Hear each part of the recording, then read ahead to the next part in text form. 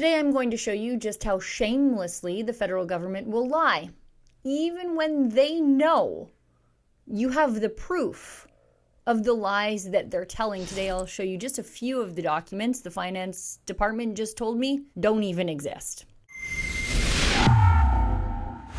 At Rebel News, we recently filed for access to information for any communications, including notes from the Department of Finance about the Freedom Convoy of 2022 and the crowdfunding platform GoFundMe. Now, all of these access filings are made possible through your generous crowdfunded donations at rebelinvestigates.com. Now, let's roll back a little.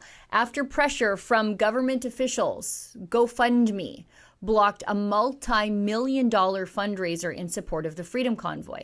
Now, for those of you who don't know, and I don't know how you couldn't, the Freedom Convoy was probably the single largest human rights demonstration in modern Canadian history. Thousands of Canadians, led by truckers, converged on our nation's capital to protest the COVID mandates. The protest was entirely peaceful and quite orderly considering, and it lasted for approximately 3 weeks before Justin Trudeau's government invoked a never-before-used law called the Emergencies Act to arrest the convoy leadership and seize the property and assets and bank accounts of those who participated in or supported the convoy.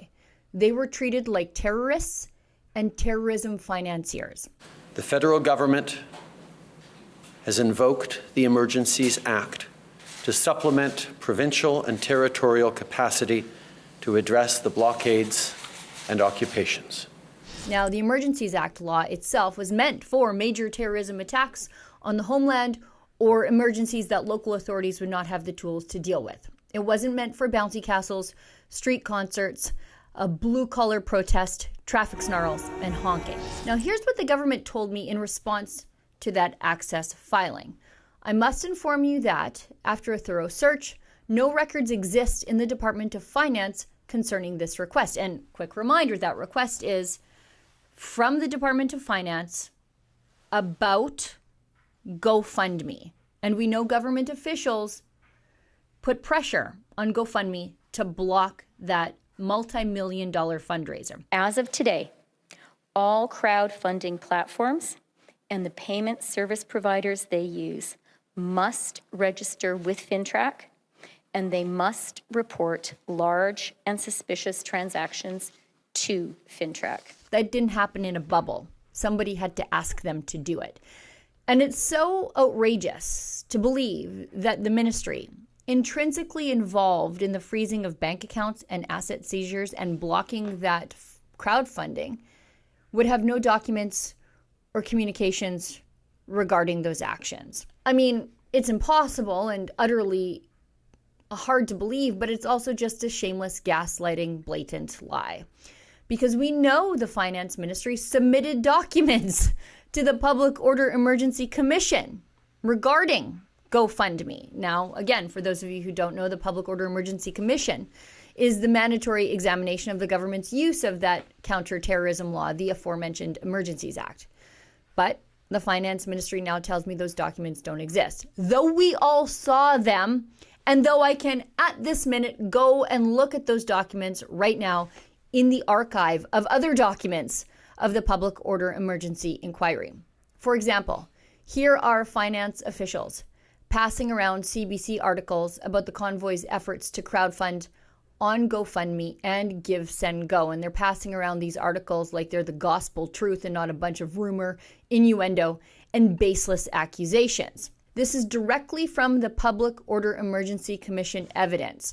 When asked what information finance had about funding of border blockade activity compared to funding of activity in Ottawa, Associate Deputy Minister Jacques stated that such information would have been obtained by the RCMP and law enforcement, though it became clear that funds were being raised by crowdfunding. She stated that finance did not have the names of particular individuals or entities involved in the protest or blockade activity, but understood from media reports that major fundraisers on GoFundMe and Give, Send, Go were supporting border blockades as well as the Ottawa protests.